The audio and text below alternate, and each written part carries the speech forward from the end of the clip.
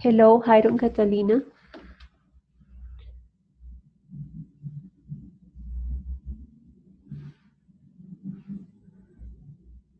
Good evening, Leonardo. Hi, teacher. How are you? I'm okay, thank you. Teacher, can I ask you a quick question? I just got home and I wasn't able to write you the email. Yeah, no problem. I have teacher practicum 2 with teacher Alejandra Garcia, and the classes at the same time on Thursdays. Same happens with other classmates, Yes. other students. So what you have to do is to write that situation. I mean, you need to write an email to Jorge Munoz, Okay. telling him the situation, and what he asks both teachers is to allow students to attend one week one class and the next week the other class. Okay. I'll write to him then. Thank you, teacher. Okay, Yeah. I'm sorry. no problem. Okay. Thanks.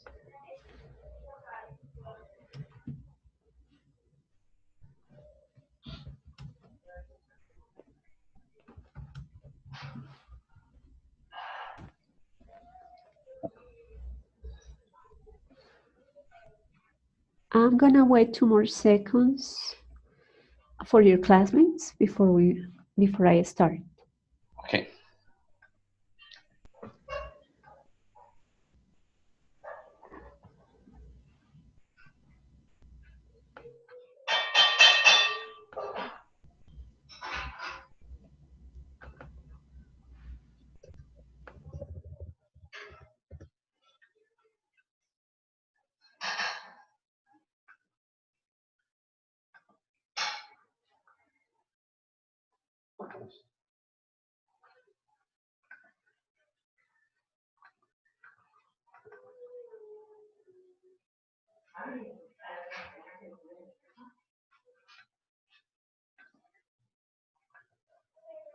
Yes, please.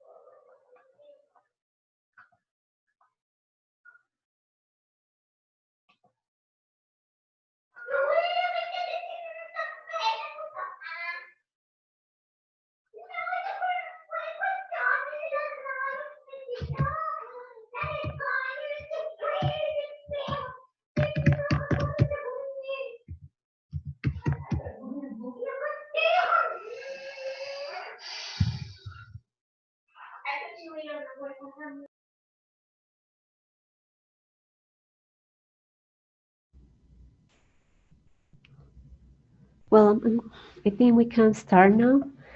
I would like to know if the readings that you had last week, which were about dialects and varieties, was okay for you, or if you have questions about it, or was it difficult? Or Teacher, how are you, teacher? fine. Okay, I found a little bit difficult, um, like to follow the reading because there was like too many like terminology, I think, and so for me, for example, I had to read a couple of times the same paragraph and just go back and start again, go back and start again because there was like too many new words for me as I don't have no idea about the dialects, the variety. So for me, that part is completely new. Okay. Well, what about the others? What did you understand about the reading? Did you get the difference between the dialect, between the words dialect and variety in language?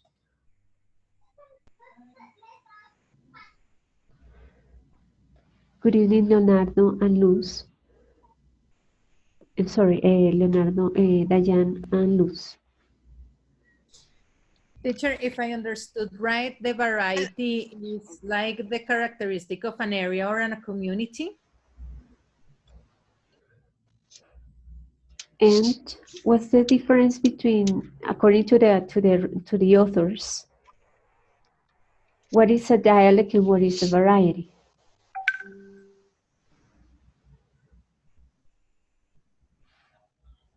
Um,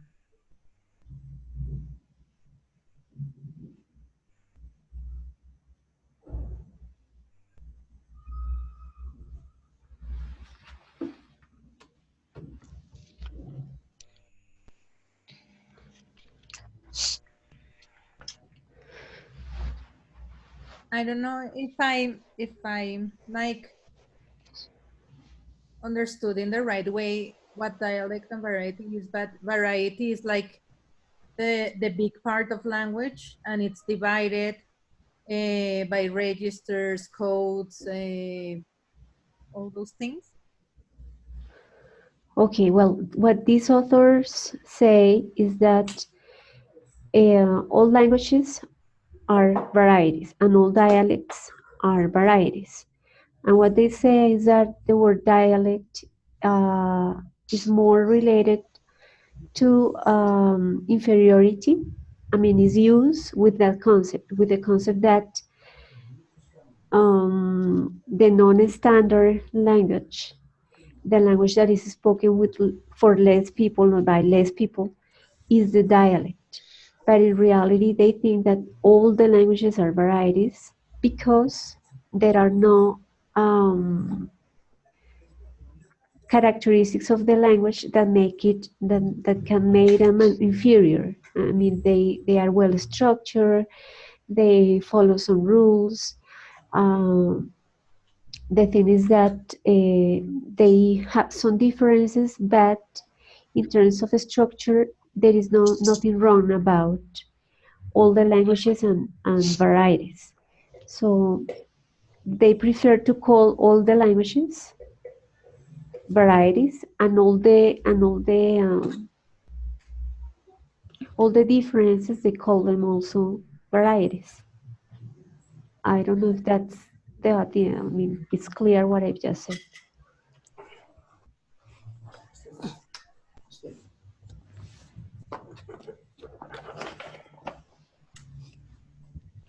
Meaning that, I mean, if we think about Colombia, we have varieties on the coast and varieties at the south of the country.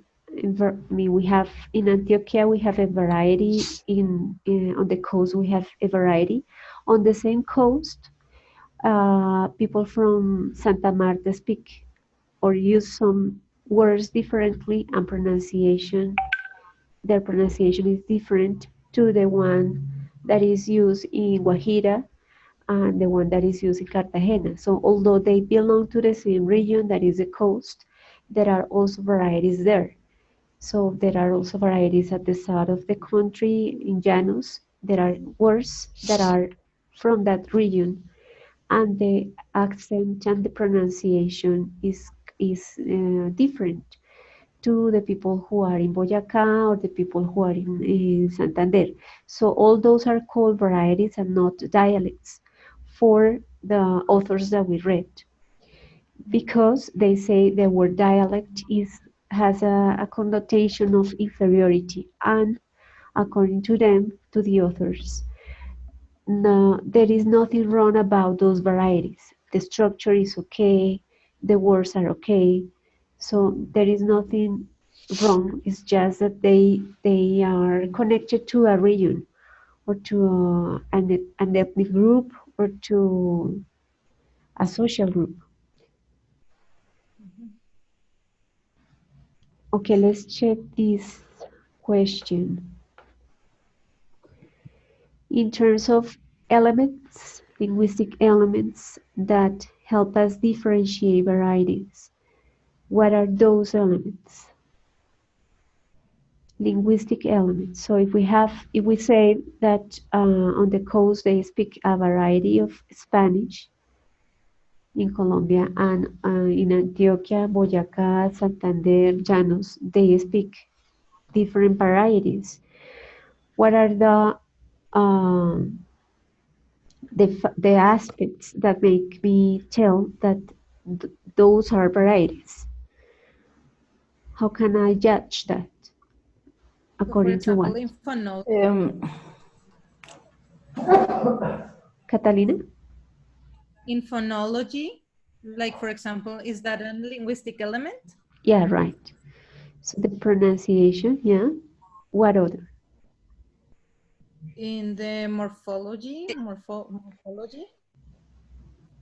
No, morphology refers to the form, and the structure doesn't change. So we have the same structure when we create sentences in Spanish in Colombia. What changes is the accent, the pronunciation, and what else? Oh, okay. Mm, Well, I think maybe it's the sociopolitical culture infers in that the varieties. That's the reason for the origin of varieties. But what makes us judge if we have 4, 5, 6, or 10 varieties in Colombia is the difference in accent, the difference in vocabulary, and in other languages. Pronunciation. A pronunciation goes into the accent element. Is one, I mean, pronunciation is inside accent. It's part of accent in this, for It's this, part. yeah. It's not the same, it's part. It's part of it, yeah.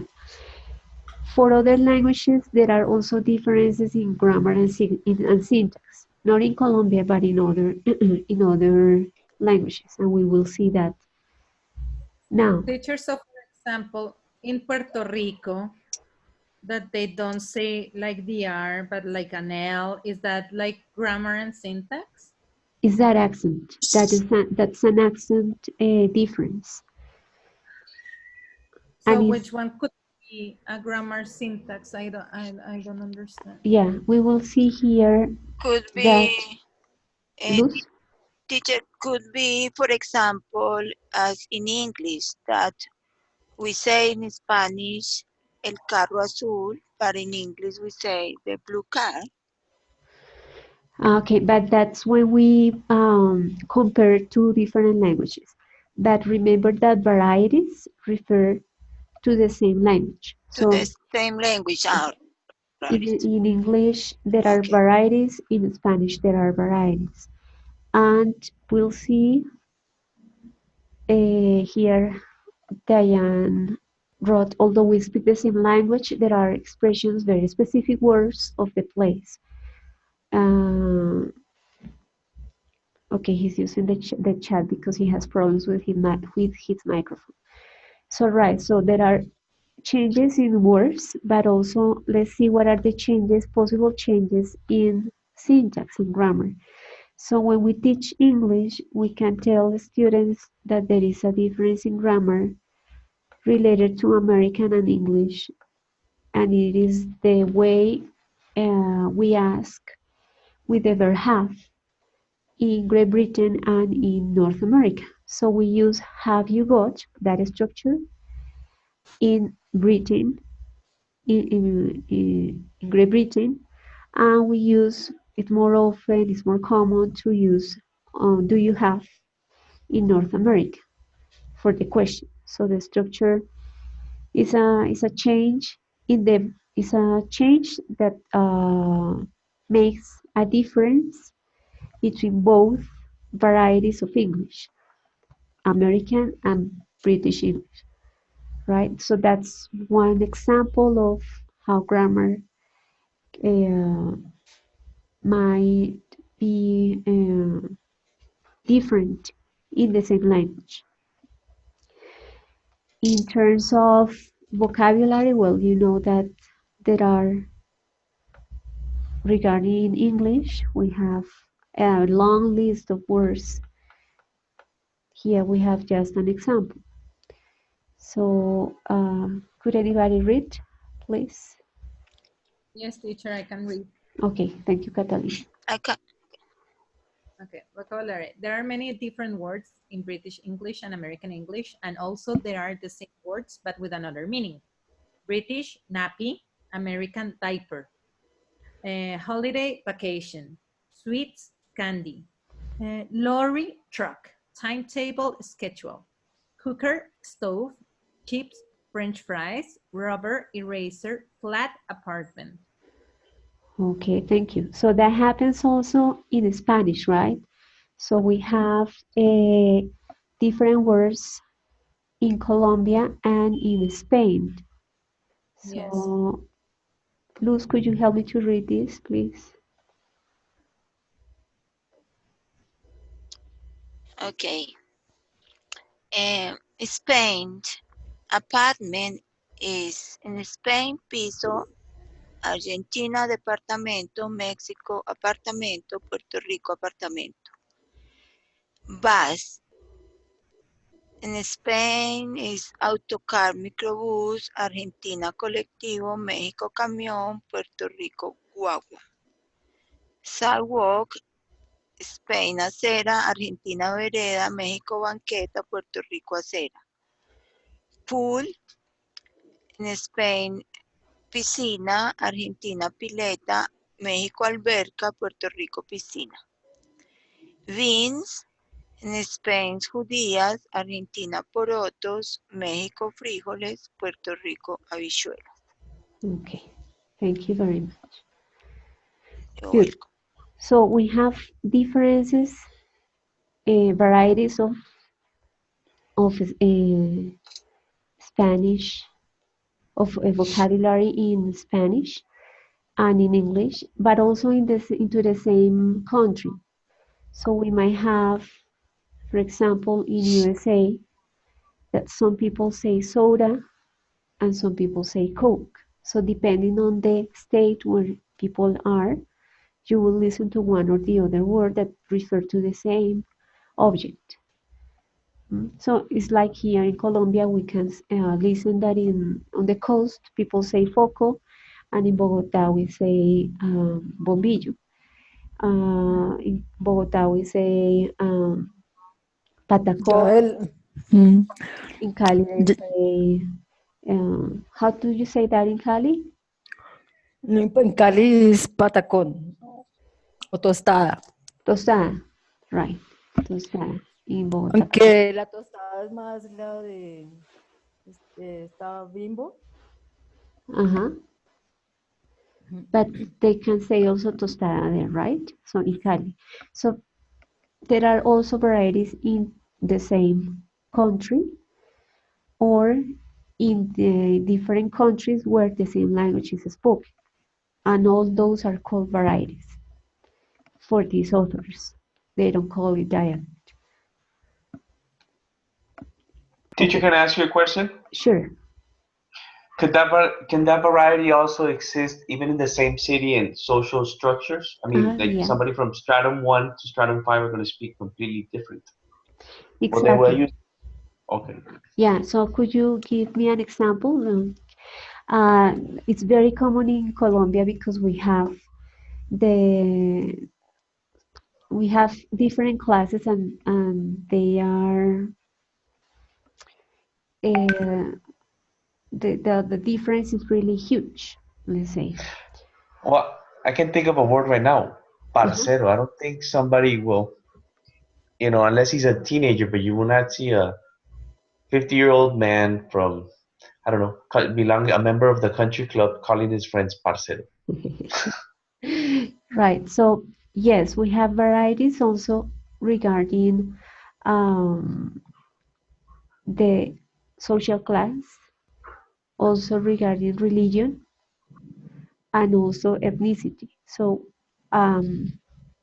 if you want to make yourself, or if you want other people to identify you as a person from the community of Black people in Colombia, so you will use some words, accent that help you to feel that you are part of that group of that ethnic. And the same happens with social classes. So if you want to be part of that community, you need to use words that are used for in that community and that are accepted there. So you might listen to, well, for example, it comes to my mind that uh, currently we are having soap operas in our in our country that are related to words or people that speak in a certain way according to their social class. So I don't know if you heard some um, commercials about a soap opera that finished like the first month of the year of this year that was about this senator that was the shoe shine. What was the name of that soap opera? It was La Gloria de Lucho. So Ah, okay. that soap opera was or exposed that person belonged to a social class, and that social class, people around him spoke in a certain way. Yes, they had some accent, they had some words, and that was funny for some people. But it's like a way to uh, because in our country that difference is it's really huge. Uh, so we can listen to some people making fun of the way other people in other social classes speak. But well, to Leonardo's questions, that's part of a variety, and that's part of a social class if you want to be identified as a person who belongs to one or the other social class. Same happens with religion, and same happens with ethnicity.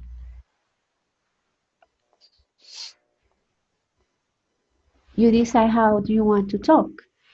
Uh, according to the person you are talking to. Yes, you. That's why we mentioned last time that when we talk with our friends, we speak in a different way than when we talk with our boss.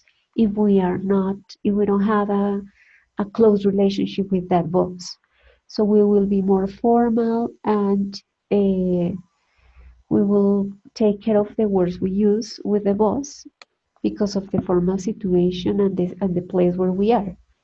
Although, or on the contrary, we could use more informal language with the person that are closer to us.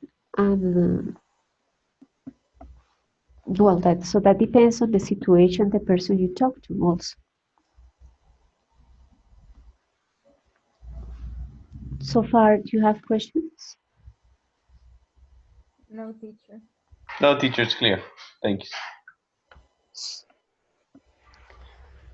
Okay, so why do we have to study this? Because since we are teaching English, we need also to teach students that as as in Colombia, we have different accents. So that also happens in USA, and that also happens in Great Britain and in other countries where English is spoken. So for example, this is a map of different accents in North America. USA. Yeah, and it changes. It is not stable. So we also talked last time that depending on the decisions that people make when they relate each other, words are accepted, new words are accepted, other words are rejected, other words change the meaning, accents change, etc. So that depends on the decisions the mass makes when they relate among them.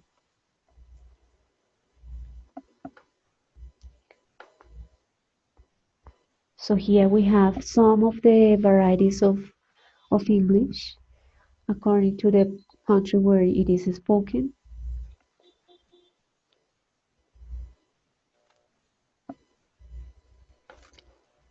We also talked about Spanish variations And here we have a map of also different accents in Great Britain. So you can see that there are a lot of differences. And for example, here in the middle, we have like differences regarding the city where the language is spoken. So Yorkshire, Lancashire, Scots, yeah. So they also have differences like the one that Catalina mentioned from Puerto Rico. So that some people from Puerto Rico they don't use the R so much, and that makes people identify them as a person that belongs to that country, because also because of their accent and pronunciation.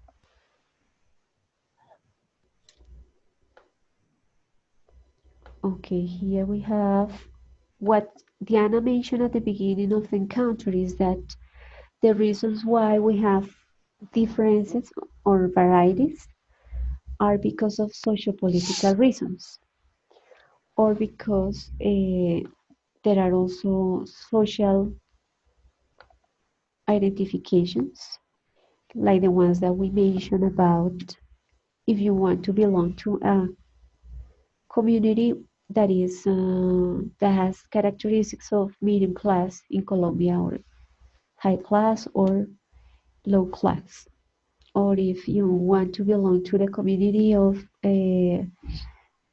people who know about medicine or know about engineering, etc. So we have some varieties there. So the reasons for those varieties are in great terms, like if we think about the whole country, are socio-political. So we would say, no, we speak the variation that is spoken in the variation of Spanish that is spoken in Colombia. So that although we have differences also in Colombia, we will identify that people from Venezuela speak in a different way because of the accent and words. People from Peru also have a certain different way to different pronunciation and different words. So we will say that we speak the Colombian variety. And one example that illustrates that socio-political ideology is, for example, this situation that happens in China. So, China is a very big country, and they do have also varieties a lot, but they are not going to say that they speak a different language, but they all speak Chinese because of socio-political reasons, because they want people identify them as a country that is compact, that all of them go for the same purpose. So what you see there is that the symbols are almost similar. There is just one difference in the symbol. Then we have the way they pronounce it, and you can see a lot of difference there. Then you have the translation into English. So we have the first part is the Cantonese, and the second part is Mandarin. But both people who belong to both, or people who speak both varieties, are going to say that they speak Chinese, not Cantonese and Mandarin, but Chinese. To identify with that society, to identify with that country. Is this clear? Yes. Yes, teacher. Yes. Okay, I'm gonna read the chat. It says, Diane Ron, en Venezuela, gaseosa es un refresco. Chamo en Venezuela es un muchacho en Colombia, right? So, those are examples of variety regarding vocabulary. Right here we have the dialects that are found in China. We have 6. And here we have the concepts of power and solidarity. Let's review that. So we have here CNN as an example, the symbol of CNN as an example of power. Why do you think that I chose that to explain the symbol of power, or to explain the concept of power in language? What happens in Because media English, the media controls basically what people hear or understand of the world basically. Example would be Colombia is seen as a violent country, extremely dangerous for the rest of the world, and we that live here, it is violent, but not like the news puts it. CNN puts it like everybody here in Colombia is drug dealers, and we live in huts and we're Indians. So that could, for me, that it's it. So besides selling some ideas, besides media sell some ideas, they also sell some. They sell a variety of language. So if we can see here in the news in Colombia also, that happens. If you listen to the presenters, they use a standard pronunciation.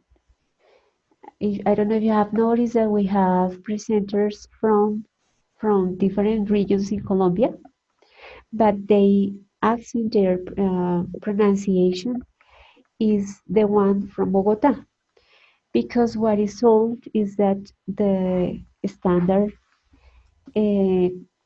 Colombian Spanish is the one that is spoken in Bogota. That is what is sold in the news. And as you mentioned, they have the power, Leonardo, you mentioned, because they have the power to transmit information. They also have the power to not only to sell some ideas, but also to sell that concept of a standard language. So that also, that the same example that I gave you with the news in Colombia, that happens also in Great Britain, where CNN is the main program for news. So what is sold there is that the language that is spoken in the capital is the standard one, and the words that are used there is the standard.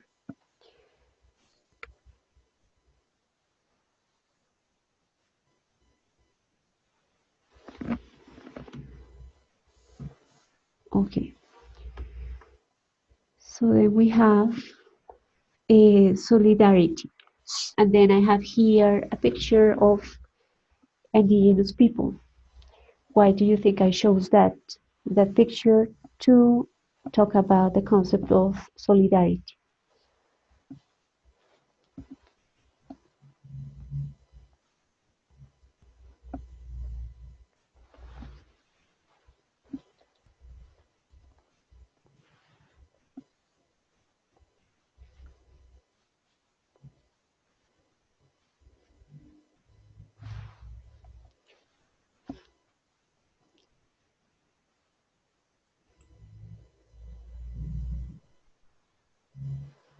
Teacher, Yes, Jairo.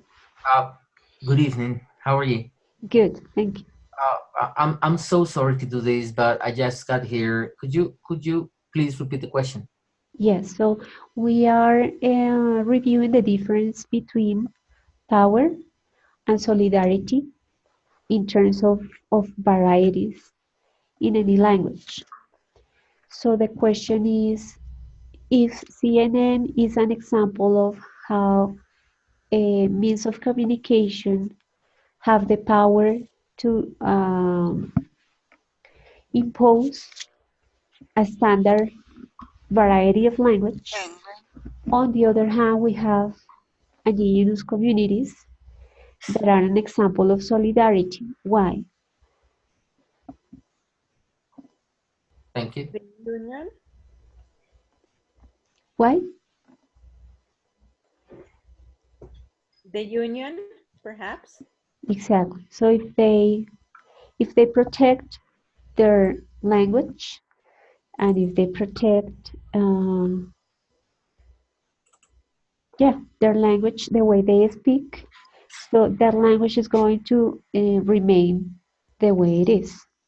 They are not going to change to the standard because they belong to a group that wants to be identified as people who have different uh, traditions, let's say, and they want to remain in that way. So solidarity not only happens with indigenous communities, also happens with different regions in Colombia and different regions in other countries.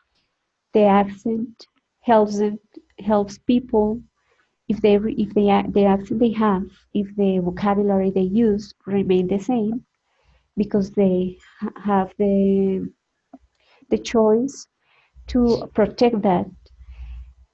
They do that because they want to belong to that community and to make other people understand that that community is different and they want to remain in that way.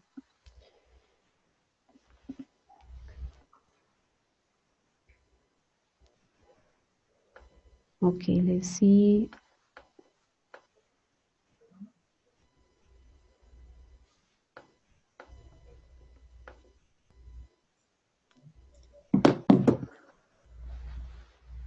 Could anybody please help me to read this slide?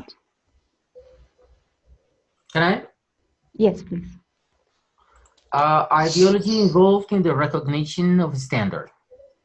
People tend to think of language as a legitimate and fixed system which can be objectively described, and regard dialects as deviations from this norm. This is the standard language ideology. Okay, thank you. Diane wrote, I understand that the standard is the most powerful dialect, but it has become so because of non-linguistic factors. You gave an example about news. In all Colombia, standard is Spanish spoken in Bogotá. I hope you, yes, that's the way it should be understood, Diane. That's the concept of a standard variety or standard language. And it's not because it is good or bad, but it's because of socio-political reasons. The power tends to be in the capitals of the countries. So it is people might think that the language that is spoken in those capitals are the ones that are okay. That is, as Jairo read, is something that is an ideology. It's not because of reasons regarding the system, the way that language is organized, but also only because of socio-political reasons or uh, uh, the way people want to be identified as a person who belongs to that place.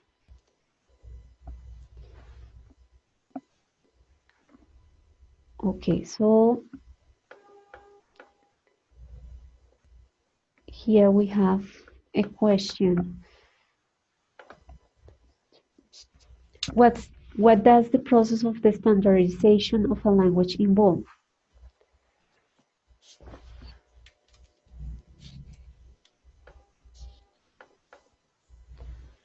What does the process of the standardization of a language involve?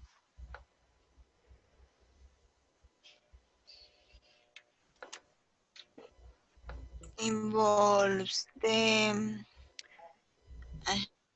the development of things like grammar and spelling books and dictionaries, for example. Right?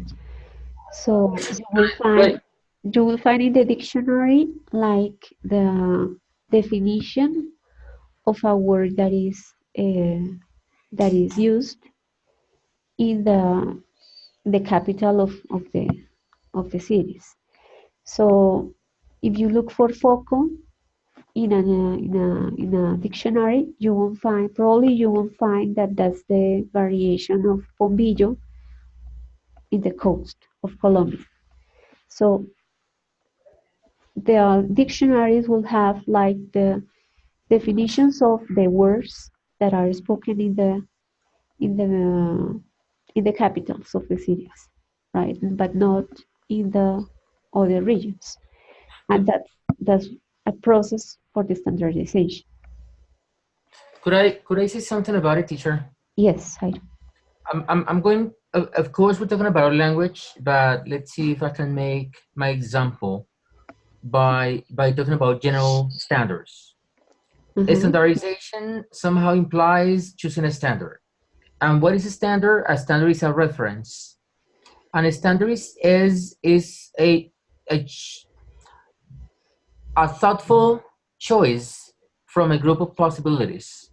So a standard means that out of some possibilities, I chose one, and that became the reference, and I left all the other ones out. So at one given time point, standardizing something means having different possibilities, choosing one, and leaving the other ones out. So I don't know if standardization at one given time and point in terms of language is leaving some dialects and varieties out of the equation. You know what I'm saying? I mean, it's like we know it's about power, but the implication, I mean, what it involves is not an evolution of, but having many different dialects. One is chosen for some reason, and the power of the people choosing it can also make the decision of leaving the other ones out. Exactly. That's what you said is exactly what happens. So people in a society decides if they accept that the standard language is the one that they find in the dictionaries or is spoken in the capitals. Yes, some people that come to Bogota, sometimes they get the accent from here and they start using the words from here because they need to communicate with the people that are used to use other words different to the places where they live. So they start using the language that is spoken here, but for because of the standardization means accepting not only accepting the variety, but also uh, having that variety in different ways to communicate to the world that variety, like dictionaries, like the media, like the news. So those powerful ways to make other people outside the country identify the variety as the standard. Uh, I mean, it is used those or the society uses or the powerful the ways to communicate that. No, how can I say that? Media and people who write books and people who sell books and people who teach languages, people who have language centers, decide on telling the rest of the world that the language that is going to be taught, that is going to be read, that is going to be heard in the news, in the dictionaries, in the novels, and that is going to be taught in classes is the one that is spoken in the capital of the capitals of the cities. So it's a way to standardize the language Mhm, because you disregard the other varieties. You mhm. don't teach that foco is also a way to mention bombillo, that chuspa is a way to mention a Bach in Colombia and in Cali, right? If you disregard that, you are helping with the standardization of the language because you're teaching just that variety, the one that is considered the standard. So the process means like to not, in our case, not to teach the varieties, and not to show students that are other ways of other accents, other words, and as I mentioned before, other structures like the use of have you got and do you have. Questions? Everything's clear. So, for example, I have a, well, it's not like a question. It's like, so for example, the translation of the Bible, is that like a standardization? Yeah. And you might have heard that there are different translations of the Bible. For instance, there is a discussion about a way to translate one word that means a kind of a hill. So people don't agree if that place that they wanted to translate was really a hill, was a mountain, or what was that?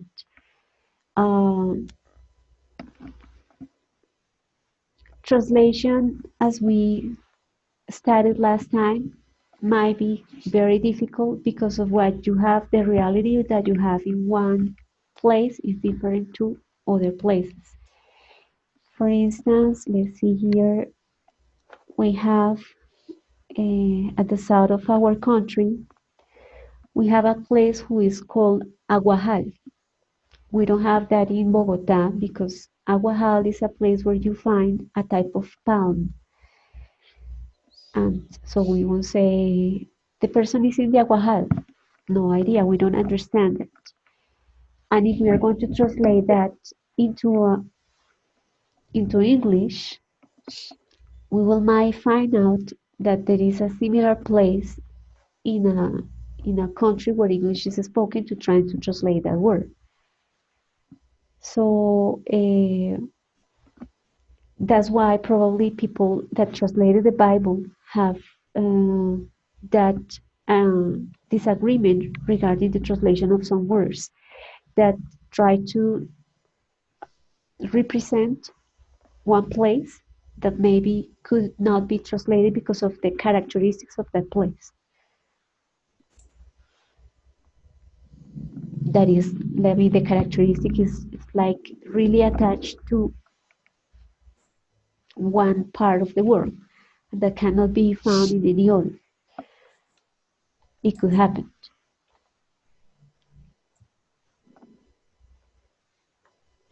So yes, when people translate, they try to make when people translate something that's gonna be written for people from different countries, like for example in the movies, they try to use words that are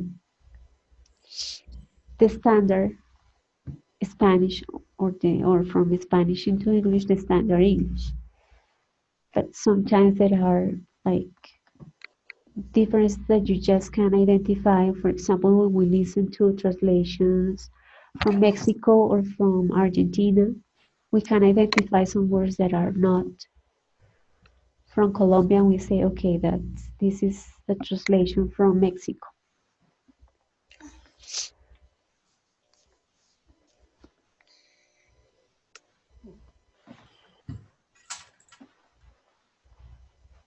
Okay, any other question or comment?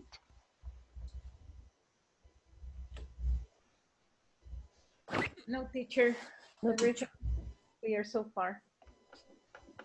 No, teacher, it's clear. Okay, It's complicated, but it's clear. all right. So we already mentioned the factors that are related to social dialects. We said that ethnicity. So if a person wants to make people identify that the person as someone who belongs to an ethnia, so it's gonna use some words and different accent.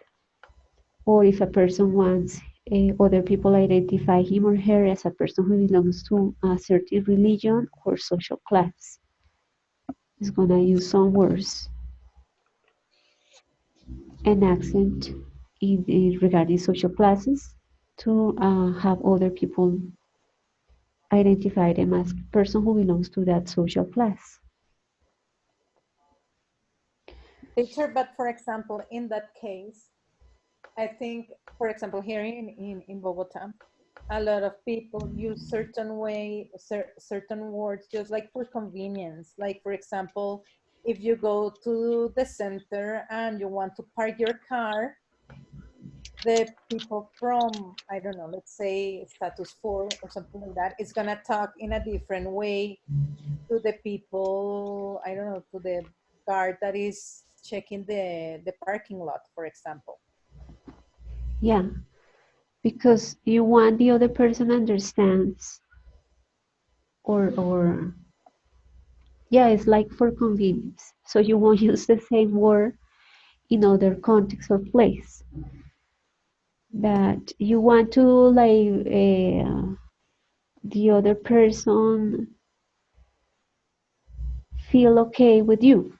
So you use some words that probably are used for that in that place or in that community or for that person.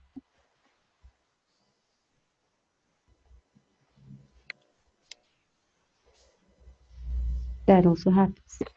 But so the idea is that linguistics, they are in charge of describing what's going on in societies regarding language. They are not in charge of creating the rules, but just studying what is going on in the countries regarding language. They make the maps that I showed you before, like to identify the varieties. But the ones that decide on the rules are the people who belong to the society or societies and to the communities. So some words that belong to the dictionary some years ago are not anymore in the dictionaries in the present because they are not used anymore, or maybe you might find a different meaning, like the word caballero, which many years ago meant something different to what we can find in the dictionaries nowadays.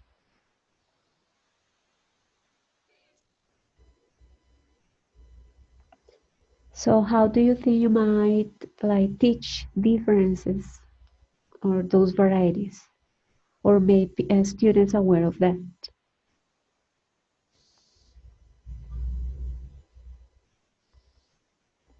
Teacher, me and my group for the last work, we found a video which was very interesting in to see those different like variations.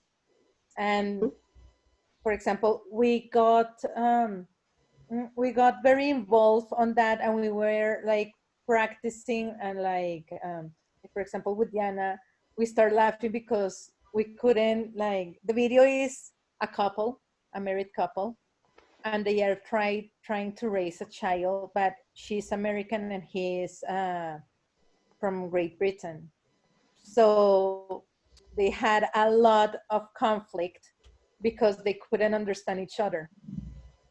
So I think if you put something like that to the students, perhaps that's gonna help them understand how the different varieties are shown in different countries. Exactly. Yeah. So Probably not have them like use, I mean, not have them use varieties, but make them aware that that exists. And that if they visit different places, they might find differences.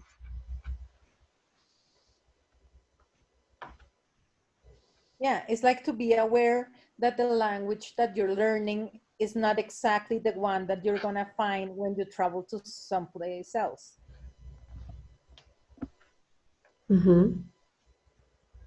Right, and that people might react in different ways if you use a variety. So if you have a British accent and you go to USA, you might find people have different reactions to you, to the way you speak. Some people might respect it, others could laugh at you, others could make fun of you. So, like the same happens here, right? So we might make students aware of that. Yeah, and even though they can get offended, like there are some words in Colombian Spanish that in Argentina are like bad words. Exactly. So also it's important to make them aware of that. That in the same language can have varieties that could be offensive or rude for the places or for people who spoke that word in different places. Yeah, and also because depending on the context, the person who is traveling or maybe watching a movie, if we don't understand that varieties, we don't can to understand clearly about the message or about the everything we are going to see or to talk. So yeah, that's important to tell them that the message could not be understood depending on the person you are talking to and also the place where you are. Even in Bogota, for example, you might find as we have social classes that are uh, I mean, we have that's a reality that's not easy to change.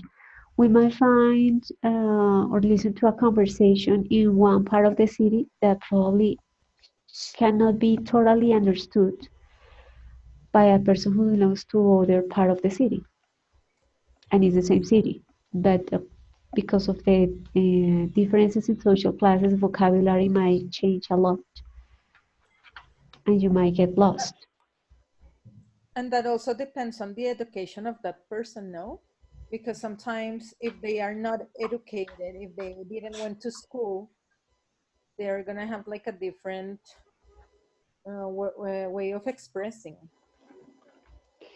Yeah, or they just don't want to change the words they use.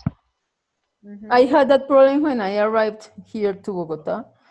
It's really difficult, for example, when we're going to, if we don't have a person that maybe could explain to us the different meanings about some words, specific words here in Bogota, is difficult to maybe even to go a bakery to request something, to buy something. They say, ¿qué? What? Yeah, and it's because if we don't have that, if we are not used to listen to those words, we don't understand. Yeah, for example, here in Bogota, we say mogolla. In Cali, we say acema. Yeah. So my first time in a bakery, I said, please, I need, I don't know, 2,000 of acemas. And the lady said, ¿qué quiere más? No, esto, this. Ah, mogolla. Yeah. So, and it's because we are not used to listen to those words. And the same will happen if we move to, for example, to Medellin. If I move to Medellin, I should have those type of situations with some words that are just spoken there. I wouldn't understand them, or they wouldn't understand mine. Some of my the words I use.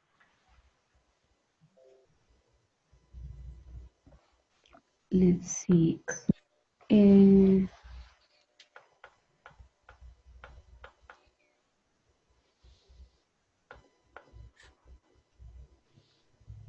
Teacher, yes.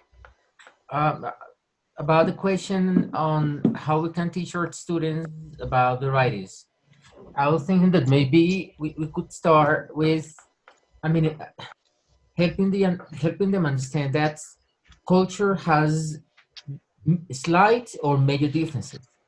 I don't know if we could start by telling them, you know what, something that is really easy for students to understand is in USA you drive on the right lane, whereas in Great Britain you drive on the left lane. You know, I mean that's they all drive, and drivers are drivers, but there is a big difference. You know, I mean, you're driving a car, and driving a car is driving a car. Speaking a language is speaking a language. However, just as you do rides and drive your car on the right in USA, and you do it on the other lane in Great Britain, the same thing happens with the language. Um, when I first was and went to England, there was something funny. And they were telling me to go to the first floor, and I thought I was on the first floor already because it was the first floor. And they kept on telling me, no, you have to go up to the first floor, and I didn't get it. I mean, I'm on the first floor. They were telling me to go up to the first floor. Then somebody else explained to me that the first floor for them, I mean, what would be for us, is what they call the ground floor, grounds.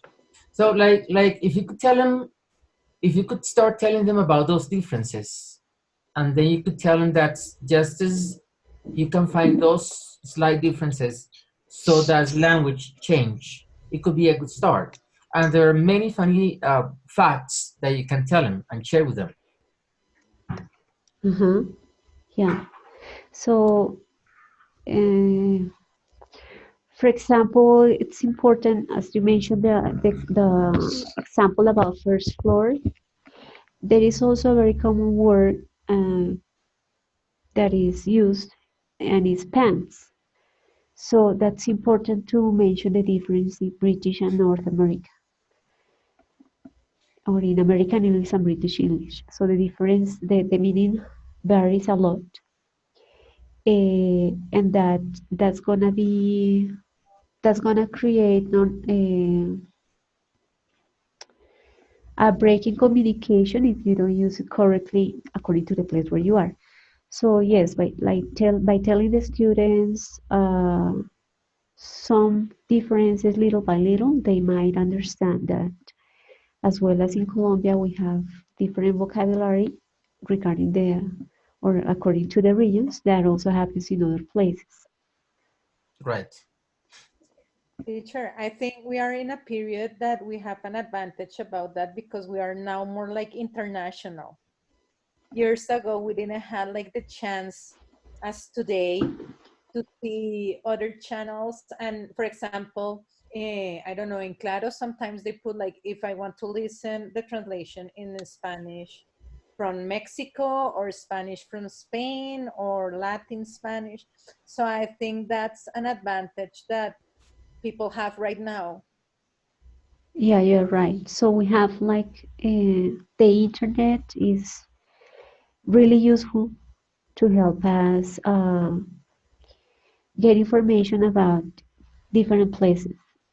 So and technology in general, as you mentioned, the use of uh, options when you call in some places like Claro that you mentioned, uh, like easy that difficulty that we had before of understanding the words that were used by the person who answered the call. Because you know in some companies, big companies like Claro, like those companies might hire people from other parts of the world, and it might be difficult to understand what they say. For example, trying to understand the accent of people from India when you call to a big company and somebody from India, a big company in USA, and somebody from India answers your call, so it might become difficult to understand because of the accent. But as you mentioned, for example, Claro found out a way to solve that by giving the person the option to choose the variety that he or she wants to listen.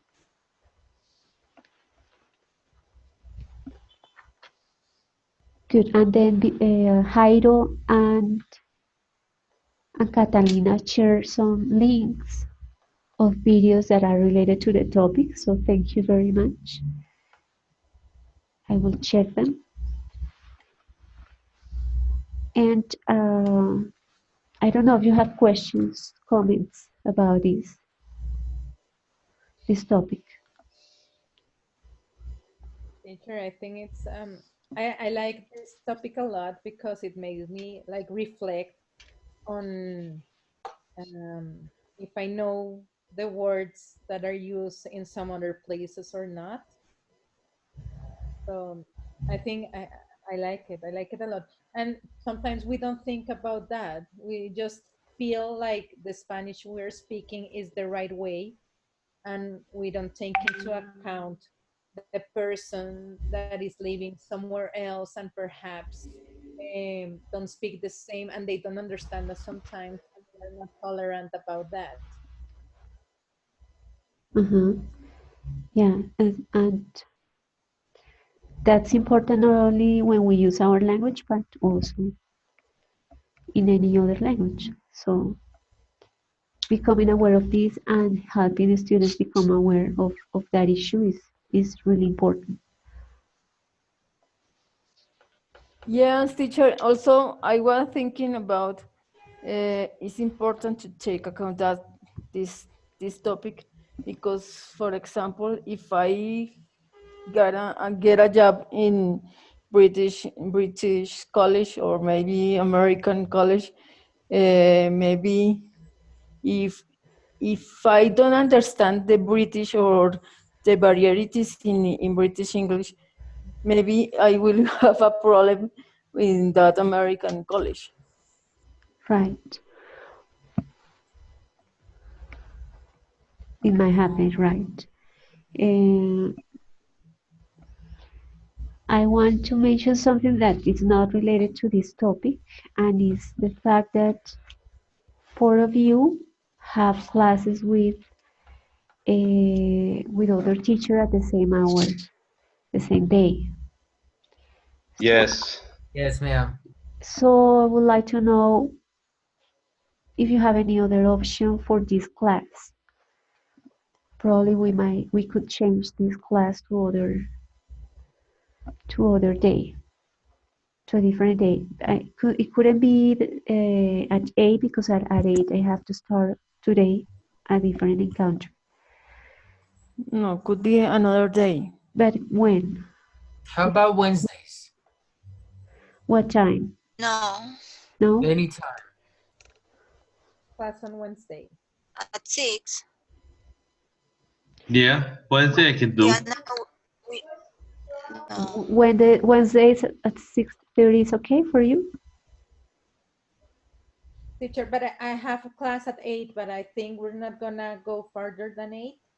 No, it will be always from 6:30 to 8. Okay, so I have no problem. On I don't Wednesdays? have problems. I can make it on Wednesdays. Everybody, so Diana, can you change it to Wednesdays at 6:30? I'm okay. Great. So I'm sorry, teacher. Is it Wednesdays 6 o'clock or 6:30? 6:30.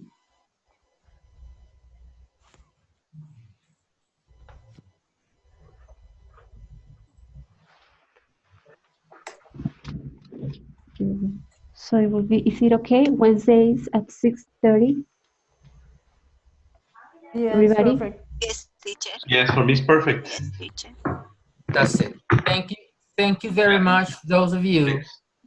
Thank you very much, because it will really make our lives easier. Thank you. Yeah, so 4 of you were having the same problem. So, Yes. okay, so we solved it. So we will meet again next Wednesday at 6:30. Okay, teacher. Yeah, it's perfect. All right, Perfect, thank you. teacher. Well, thank you all. Thank you. I don't All have right. any more information to share with you about what you read last week, so we can stop Encounter now. Yeah, so thank you very much for joining the Encounter and for your participation. Thank you, teacher. Have a wonderful night. Bye-bye. Thank you. The Bye-bye, pleasure. everybody. Bye Thank you, bye. teacher. Bye. Bye-bye.